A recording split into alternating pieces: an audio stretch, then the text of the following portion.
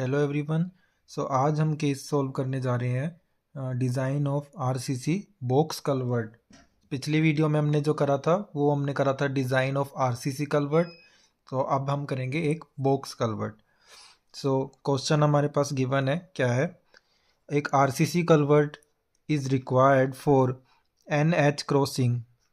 The clear vent way of the box culvert is 4 metre into 2 metre. Design box culvert assuming a superimposed dead load of 40 kN per meter square and a live load of 70 kN per meter square. The density of earth is 12 kN per meter square. Angle of repose is 30 degree. Adopt M25 and Fe415 steel. Also sketch the details of reinforcement in the box culvert. हमारे पास data देख लेते हैं क्या क्या given है। एक box culvert है 4/2 का, 4 मीटर बाई 2 4। अच्छा, ये जो इस डिस्टेंस जो हमारा क्लियर वेंट वे होता है उसमें हमने इफेक्टिव बियरिंग डेप्थ वो कुछ भी इंक्लूड नहीं करते, ठीक है? तो वो बिना एक्सक्लूड के जो हमारा क्लियर स्पैन जैसे हम बीम में लेते हैं वैसे ही, तो मतलब ये सिर्फ आउटर इनर टू इनर वाला डिस्टेंस है, तो आउटर वाला नहीं है, ये इनर टू इनर है, ठीक है? तो गिवन डेटा बॉक्स हमारा 4/2 मीटर का और सुपर इम्पोज डेड लोड है हमारे को 40 kilo newton per metre square.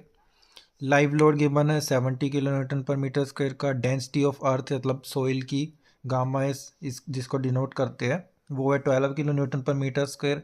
Angle of repose हमें गिवन है 30 डिग्री का। सिग्मा CBC जो कि M25 के लिए 8.3 न्यूटन पर mm स्क्वायर होती है और सिग्मा ST है जो वो 200 न्यूटन पर mm स्क्वायर होती है। तो आइए इसको सोल्व करते। अच्छा, ये क्वेश्चन मैंने करा है, ये भी वर्किंग स्ट्रेस मेथड से ही करा है, ठीक है? तो इसको देखते हैं कैसे सोल्व करना है। सबसे पहला स्टेप हमारा आएगा इसमें स्ट्रक्चरल डायमेंशन, मतलब जो हमने इसकी डायमेंशंस अज्यूम करनी है।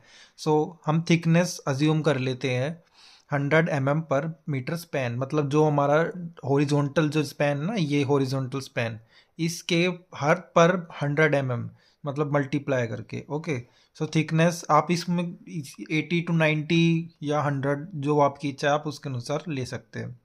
थिकनेस फिर हमारी क्या हो जाएगी, 100 mm इंटू में 4 मीटर का स्पैन था, मल्टीप्लाई करा तो 400 mm हमारी थिकनेस आ गई। Now effective span will be 4 plus में जो हमारी ये थिकनेस आई है। ओके, तो थिकनेस अब इधर देखिएगा, ये थिकनेस है, ये जो एरिया है ये 0.4 मीटर है थिकनेस। फ्रॉम अबोव साइड भी देखोगे और साइड में भी ये 0.4 है। तो हमने इफेक्टिव लेना है, मतलब इसके सेंटर का और इसके सेंटर का, इन दोनों के बीच का और इन दोनों सेंटर टू सेंटर डिस्टेंस हमने लेना है, उसको इफेक्टिव लेंथ बोलेंगे। और अगर इफेक्टिव हाइट लेनी है तो इधर का हाफ और इधर का हाफ, इनका सेंटर टू सेंटर हमने डिस्टेंस लेना है। Effective span will be 4 metre हमारा स्पैन था, प्लस में 0.4 करा, टोटल हमारा आ गया 4.4 मीटर। और सिमिलरली जो सेंटर टू सेंटर हाइट हमारी होएगी जो मैंने बताया 2 प्लस में 0.4 तो 2.4। Now next step will be load calculation. Load calculation कैसे करने हैं, पहले मैंने इसको 3 पार्ट्स में बांटा हुआ है ताकि इजी कैलकुलेशन रहे। आप चाहे तो मिक्स भी कर सकते हैं, वो आप अगर आपके ऊपर है आपको कैसे सॉल्व करना है। देखते हैं।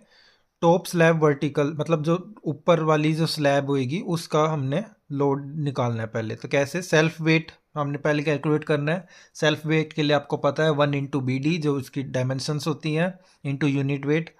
1 पर मीटर स्क्वेयर के लिए नहीं ले अभी लिया है, और 0.4 मीटर जो हमारी थिकनेस है D multiply gamma unit weight of concrete PCC के लिए लिया है तो 24 kilo newton per metre cube.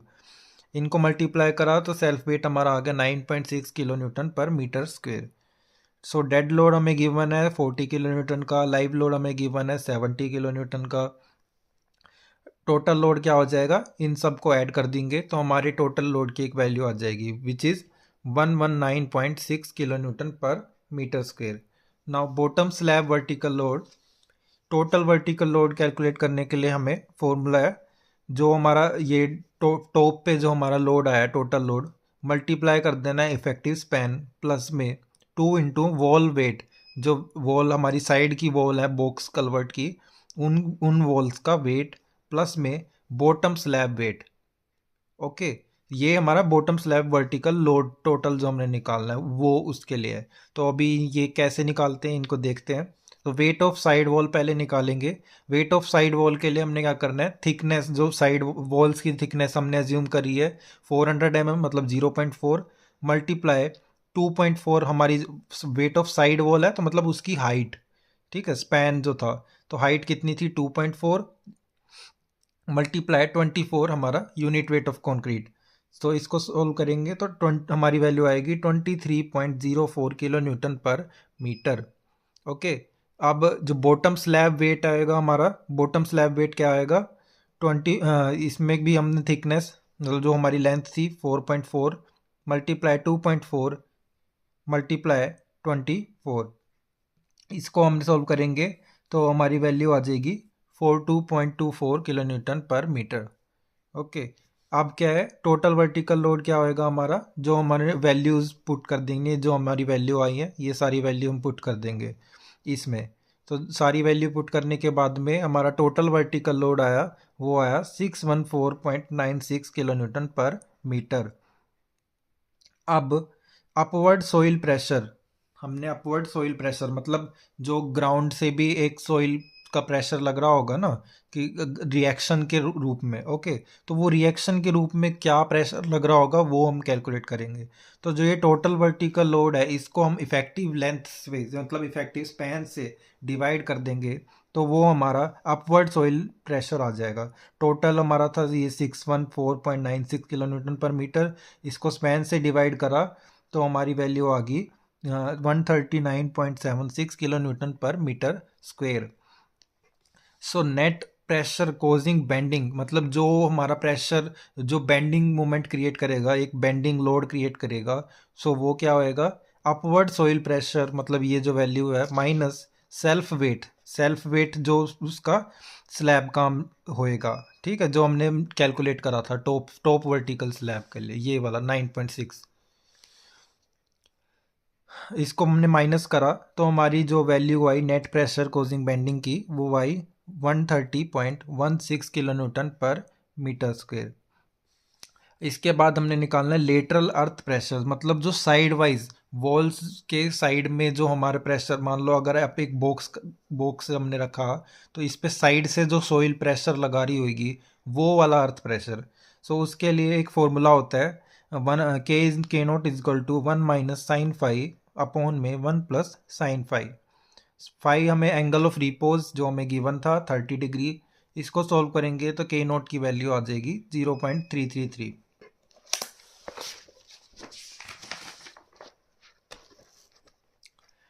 अब प्रेशर एट टॉप मतलब जो हमारा टॉप पे लगेगा, ये देखिए आप इस फिगर को देख सकते हैं। ये जो फिगर है ये एक हमारा बॉक्स कल्वर्ट है जिसमें कि ग्राउंड पे जो हमारा प्रेशर लग रहा है जो हमने निकाला 130.16 ये ग्राउंड पे लग रहा है। टॉप से जो हमारा लोड आएगा वो हमारा 119.6 है। वेट ऑफ वॉल मैंने इसमें डायग्राम में आपको शो नहीं करा, बट यहाँ पे साइड में देखिए ये जो आप देख रहे हैं एक ट्रायंगुलर शेप जो देख रहे हैं ये हमारा प्रेशर हॉरिजॉन्टल जो प्रेशर है लेटरल प्रेशर वो हमारा बॉक्स कल्वर्ट पे एक्ट होएगा, जो कि ये साइड में यहाँ पे एम्बैंकमेंट्स हैं। ओके, ये एम्बैंकमेंट्स हैं साइड में। तो इनके बाद द्वारा सोइल का जो बॉक्स कल्वर्ट पे लोड होएगा वो एक ट्रायंगुलर शेप में होएगा। ठीक, तो इसको कैसे कैलकुलेट करना है वो देख लेते हैं। तो पहले प्रेशर एट टॉप पे प्रेशर क्या होएगा P1 से हमने इसको डिनोट कर दिया, उसको फॉर्मूला होता है K note multiply dead load plus में लाइव लोड। सो के नोट हमने अभी निकाला ही था 0.333 मल्टीप्लाई डेड लोड हमें गिवन है 40, लिव लोड हमें है 70। इनको सॉल्व करेंगे तो P1 की वैल्यू आ जाएगी 36.63 kilo newton per metre square. अब प्रेशर एट बॉटम, ये हमने प्रेशर निकाला टॉप पे P1 जो इस साइड पे हमारा प्रेशर होएगा। सो अब बॉटम पे क्या प्रेशर होएगा उसको कैलकुलेट करने के लिए क्या है P1 मतलब जो हमने प्रेशर निकाला वो प्लस में के note multiply gamma S multiply H E. तो इसमें गामा एस है हमारा वो हमारी डेंसिटी ऑफ सोइल है जो कि क्वेश्चन में गिवन थी, और एच ई हमारी है effective height which is 2.4 metre. So सारी वैल्यूज़ पुट करने के बाद में हमारा जो P2 प्रेशर आएगा वो आएगा 46.22 kilo newton per metre square. सो अब हमने क्या कैलकुलेट करना है, calculation of fixed end moment. जो फिक्स एंड मोमेंट हमने कैलकुलेट करना है। अब जो यहाँ से जो हमारा पार्ट है वो हमारा थोड़ा सा स्ट्रक्चर एनालिसिस में जो हम सॉल्व करते थे स्लोप डिफ्लेक्शन और मोमेंट डिस्ट्रीब्यूशन मेथड, उस वाले टॉपिक पे थोड़ा सा हमारा ये न्यूमेरिकल का कंसेप्ट अब चले जाएगा। तो देखते हैं, पहले ये हमने जो मैंने आपको बता ही रखा है, एक बॉक्स कन्वर्ट है। सो हमने, क्योंकि एज आप इसको स्ट्रक्चर को देखें, अगर फिगर को देखें, सिर्फ ऊपर वाला और नीचे ये अप साइड डाउन लोड और डाउन वाला जो हमारा लोड एक्ट कर रहा है, यही दोनों लोड डिफरेंट है। बट जो कि हमारा ए डी वाला स्पैन है और बी सी वाला स्पैन है वो सेम है। सो सिमिट्रिकल हम इसको कह सकते हैं विद साइड वाइज फोर्सेस के लिए। अपवर्ड्स और डाउनवर्ड के लिए सिमिट्रिकल नहीं है, बट साइड वाइज वैसे सिमिट्रिकल है। सो इसमें हम एक ही एरिया का, मतलब लेफ्ट साइड एरिया का सोल्व कर देंगे। तो जो भी हमारा मूवमेंट जनरेट होएगा with in A D span, वो हमारा बी सी स्पैन में सेम ही वैल्यू आएगी। तो पहले इसमें मैंने साइन कन्वेंशन यूज़ करी है, वो है क्लॉकवाइज को मैंने पॉजिटिव माना है, एंटी क्लॉकवाइज को नेगेटिव। सो अब टॉप मेंबर ए बी पे क्या जनरेट होएगा, फिक्स एंड मूवमेंट हम देख रहे हैं। यूडीएल के केस में जो फिक्स एंड मूवमेंट निकालते हैं, फ्रॉम लेफ्ट टू राइट जाते हैं, वो फॉर्मूला होता है -WL²/12। डब्ल्यू हमें W1 जो हमने निकाला था पिछले 119.6 मल्टीप्लाई एल इफेक्टिव, क्योंकि हॉरिजॉन्टल ये 4.4 मीटर, 4.4 डिवाइड बाय 12, ये सॉल्व करेंगे तो हमारी वैल्यू आ जाएगी -192.95 किलो न्यूटन मीटर। अब fix end moment at B A निकालेंगे, वो हमें पता है बस पॉजिटिव का WL²/12 होता है। सारी वैल्यूज पुट कर देंगे, मतलब सेम वैल्यू हमारी पॉजिटिव में आ गई। अब बॉटम मेंबर डीसी के लिए क्या करना है, उसके लिए भी हमें पता है वो यूडीएल का केस यूडीएल लग रहा है, तो उसके लिए -WL²/12। इसमें W2 जो हमारा बॉटम वाला लोड था 130.16, ये वाला load multiply effective span same रहेगा क्योंकि हॉरिजॉन्टल है। सारी वैल्यूज पुट करने के बाद में हमारी वैल्यू आई -210 किलो न्यूटन मीटर। सेम ही जो हम सी डी वो हमने डी सी करा था, left to right, right to left आएंगे तो वो हमारा पॉजिटिव आ जाएगा। अब वर्टिकल वॉल्स जो मेंबर एडी मेंबर है, सो उसके लिए अब हमने जैसे फिगर में देखा, जो आपने अभी फिगर देखा, ये फिगर, सो इसमें ये आप देखोगे तो ये एक ट्रेपेजोइडल शेप बन रहा है। ये टोटल फिगर आप ट्रेपेजोइडल बन रहा है। सो इस केस में जो प्रेशर P1 और P2 जो कि हमने निकाला भी, वो वेरी कर रहा है। सो इस वेरी करने के वेरी वाले में हमने जो लोड हमने कंसीडर करना है, वो हम इस ट्रायंगुलर वाले में एक लोड मान के चलते हैं। तो वो लोड कैसे कैलकुलेट करना है वो ही हमने अभी देखना है। इसमें क्या है, as shown in figure the walls are subjected to trapezoidal lateral pressure. मतलब जो मैंने दिखाया कि फिगर के अनुसार जो वॉल्स हैं उस पर ट्रेपेजोइडल प्रेशर लग रहा है। सो उस केस के लिए हम इसको एक रेक्टेंगुलर लोड P1 और एक ट्रायंगुलर लोड मतलब डेल P, उसमें हम इसको डिवाइड कर देंगे, स्प्लिट कर देंगे। ठीक है, तो डेल P जो हमारी वैल्यू होएगी वो होएगी P2 - P1 जो हमने अभी पहले कैलकुलेट करे। अब रेक्टेंगुलर पार्ट के लिए देखते हैं। P1 के लिए क्या है, प्लस माइनस, ये हमारा फॉर्मूला है रेक्टेंगुलर पार्ट के लिए, plus minus P1 into HE जो इफेक्टिव हाइट का स्क्वायर डिवाइड बाय 12। इसमें P1 की वैल्यू पुट कर दी, इफेक्टिव हाइट हमारी 2.4 थी। सारी वैल्यू पुट करने के बाद में हमारी MREC ये प्लस माइनस ये हमारी वैल्यू आ गई 17.58 किलो न्यूटन मीटर। अब ट्रायंगुलर पार्ट के लिए डेल पी की वैल्यू करनी है। डेल पी हम पहले कैलकुलेट करते हैं। डेल पी कैलकुलेट करने के लिए क्या है, P2 - P1। P2 की वैल्यू हमें पता है 46.22 माइनस P1 की वैल्यू हमने इसमें पुट कर दी। तो डेल पी की वैल्यू हमारी आ गई 9.59 kilo newton per metre square. अब जो मोमेंट, अब ये हमने वैल्यू निकाल ली। अब हमने मोमेंट एट टॉप और मोमेंट एट बॉटम दोनों साइड में क्या मोमेंट जनरेट होएगा वो निकालना है। तो टॉप पे हमारा फॉर्मूला होता है डेल पी इंटू में एच ई का स्क्वायर अपॉन में 30। टॉप के लिए हम 30 लेते हैं और बॉटम के लिए हम नेगेटिव का del P into H E upon में 20, ये हमारा फॉर्मूला होता है ट्रायंगुलर पार्ट के मोमेंट्स निकालने के लिए। ओके, सो इसमें सारी वैल्यू पुट करने के बाद में टॉप पे हमारा मोमेंट आया पॉजिटिव का 1.84 किलो न्यूटन मीटर, और जो हमारा बॉटम पे हमारा मोमेंट आया वो आया नेगेटिव का 2.76 kilo newton metre. So total fixed end moment हमारा वॉल एडी पे जो एक्ट करेगा वो क्या करेगा, जो हमारा एम आर ई सी जो हमने अभी निकाला था ये 17.58, वही वाले में हमने प्लस एक बार प्लस कर दिया, तो प्लस वाले के लिए हमने जो वैल्यू आई 1.84 इनको ऐड करा तो हमारी वैल्यू आ गई पॉजिटिव की 19.42 किलो न्यूटन मीटर, और नेगेटिव वाला जो हमारी वैल्यू है इसमें हमने नेगेटिव कर दिया, तो नेगेटिव करा तो 20.34 किलो न्यूटन मीटर आ गई। तो हमारे फाइनल फिक्स एंड मोमेंट क्या बन गए, ए जॉइंट पे member A B A D और डी जॉइंट पे डी ए डी सी। तो ए बी के फिक्स एंड मोमेंट हमारा नेगेटिव का 192 और ए डी का है 19.42 और डी ए का है -20.34 और डी सी का हमारा वैल्यू आ गई माइनस का 210। सो अब हमने बिल्कुल स्ट्रक्चरल एनालिसिस वाली चीज़ करनी है, मोमेंट डिस्ट्रीब्यूशन मेथड से इसको सोल्व करना है।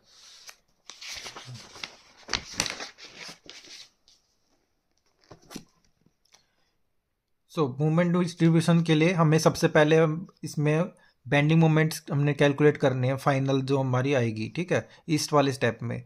तो उसके लिए हमसे सबसे पहले डिस्ट्रीब्यूशन फैक्टर कैलकुलेट करना है। तो डिस्ट्रीब्यूशन फैक्टर कैलकुलेट करने के लिए हमें पता है कि एक फॉर्मूला होता है आई अपॉन एल। ओके, सो हमने इसमें आई है जो कांस्टेंट मान लिया, यूनिफॉर्म थिकनेस मान ली। सो एक डिस्ट्रीब्यूशन टेबल मैंने बनाया है, उसमें क्या है, ए जॉइंट पे member A B A D दिखाए हुए हैं, डी पे D A D C. A B पे हमें स्पैन पता है वो हॉरिजॉन्टल 4.4 था, तो 4.4 आई अपॉन 4.4, आई यहाँ पे भी आप 1 ले लेना, 1, क्योंकि इधर कुछ वैल्यू है नहीं, तो 1 डिवाइड बाई 4.4 करोगे तो 0.227 ये हमारा आई वैल्यू आ गई। सेम ए डी केस में ए बी हमारा हॉरिजॉन्टल था, ए डी हमारा वर्टिकल है, वर्टिकल में हमारा स्पैन हो गया 2.4। सेम इसको भी सॉल्व करा तो ये वैल्यू आ गई। डी ए वाले केस में भी सिमिलर है, डी ए हमारा वर्टिकल है तो उसमें 2.4, डी सी हमारा हॉरिजॉन्टल है तो 4.4। सारी वैल्यूज सॉल्व होगी। अब जो इसके बाद होता है सबमिशन ऑफ के। सबमिशन ऑफ के में हमने क्या करना है, ये जो हमारी वैल्यूज आई होती है एक जॉइंट की, जो जितने भी मेंबर्स की वैल्यू है उन सबको ऐड करते हैं। तो ये वैल्यू ऐड करी तो 0.644, ये वैल्यू ये भी सेम है तो सेम वैल्यू आ गई।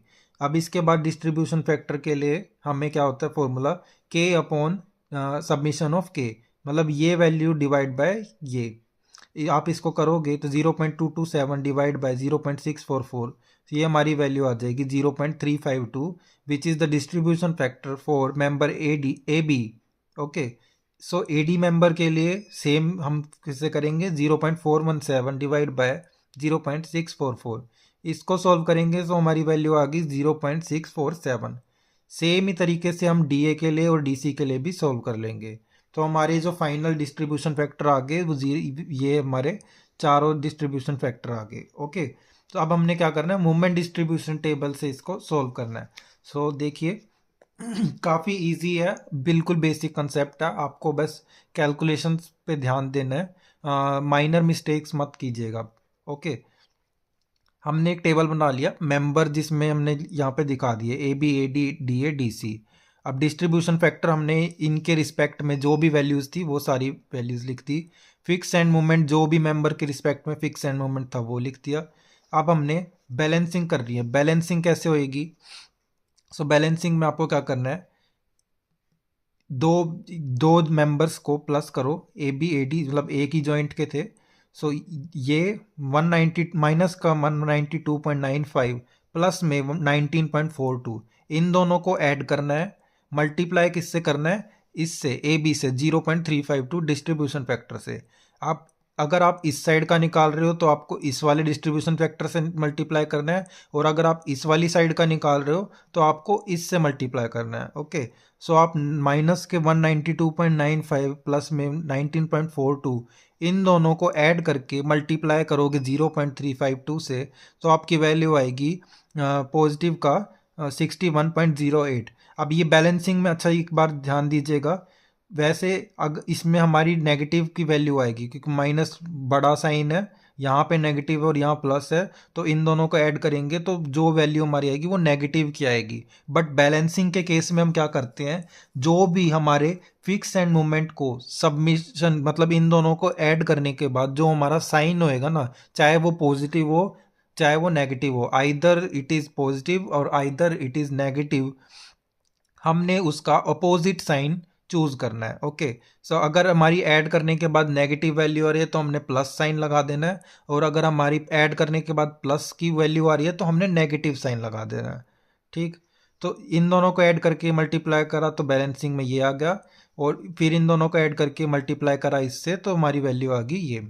ओके, अब इस वाले डी ए केस में क्या हुआ, इन दोनों के डी वाले जॉइंट के, तो इन दोनों को ऐड करा, नेगेटिव का 20.34 नेगेटिव प्लस करना है ये दोनों भी, तो मतलब नेगेटिव नेगेटिव प्लस ही हो जाएंगे, तो इनकी वैल्यू को मल्टीप्लाई कर दिया 0.647 से, तो हमारी ये वैल्यू आ गई, क्योंकि वो ये नेगेटिव के थे तो इनका अपोजिट साइन हमने लिया तो वो पॉजिटिव आ गया। सिमिलरली इन दोनों को ऐड करके हमने मल्टीप्लाई करा 0.352 से, तो हमारी वैल्यू आ गई पॉजिटिव की 81.07। अब इसके बाद होता है हमारा कैरी ओवर। कैरी ओवर में हमने क्या करना होता है, जो भी हमारे लोड्स होते हैं जब उनको हम डिस्ट्रीब्यूट कर देते हैं, स्प्लिट कर देते हैं into half value, half of the value. Okay, so एजिस वाले पे होएगा नहीं क्योंकि ये हमारे ट्रायंगुलर इस डायरेक्शन में इधर कोई मेंबर है ही नहीं क्योंकि ये एज के मेंबर है। सो मिड वाले मेंबर्स पे क्या होएगा, ये जो वैल्यू होगी ये हमारे दूसरे टेबल रो में कॉलम में जाएगी और उसमें हमारी हाफ वैल्यू जाएगी, तो 112.27 थी, इसका हाफ 56.13। सिमिलरली जो 149.02 थी इसकी वैल्यू हाफ हमारी इस वाले कॉलम में जाएगी। सो 149.02 डिवाइड बाय 2 मतलब तो 74.151 आ गया। अब इसके बाद में हमने सेकंड बैलेंसिंग करनी है। सेकंड बैलेंसिंग के केस में हमने क्या करना है,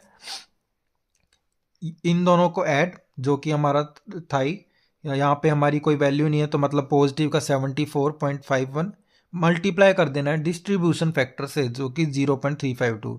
इसको इससे मल्टीप्लाई करेंगे तो ये वैल्यू आ जाएगी। पॉजिटिव का था तो हमने अपोजिट साइन चूज करा तो वो नेगेटिव की वैल्यू आ गई। Similarly 74.51 multiply 0.647 which is positive value, so हमने इसमें नेगेटिव साइन गिव देना है। ओके, इसमें हमने नेगेटिव दे दिया। सिमिलरली 56.313 प्लस में इधर कुछ नहीं है तो मल्टीप्लाई 0.647 तो नेगेटिव की 36.31 and 56.13 multiply 0.352 which is minus 19.75। Okay, ऐसे ही हमने सॉल्व करना है, जब तक सॉल्व करना है जब तक कि हमारी ये इनका सबमिशन और इनका सबमिशन इक्वल ना हो जाए। एक साइन पॉजिटिव आएगा एक नेगेटिव आएगा, आइदर इस साइड दिस साइड होएगा और आइदर दिस साइड को, किसी भी साइड में हमारा जो सबमिशन होएगा टोटल मोमेंट्स का वो हमारा किसी भी साइड पॉजिटिव नेगेटिव आ सकता है। लेकिन इतना ध्यान दीजिएगा, अगर एक साइड पॉजिटिव है तो दूसरी साइड नेगेटिव आएगा, और अगर एक साइड नेगेटिव है तो दूसरी साइड पॉजिटिव। ठीक है, सो आपको इसी तरीके से पूरा जितने भी हमारे साइकिल चलने हैं 4-5 जितने भी साइकिल चलेंगे जब तक करना है जब तक कि हमारी वैल्यूज़ सेम इनका सबमिशन एक बराबर ना हो जाए। ओके, सो वीडियो काफ़ी लंबा हो चुका है, इसको हम नेक्स्ट वीडियो में देखेंगे कि हमारे फाइनल मोमेंट डिस्ट्रीब्यूशन कैसे हमने आगे करा। ओके।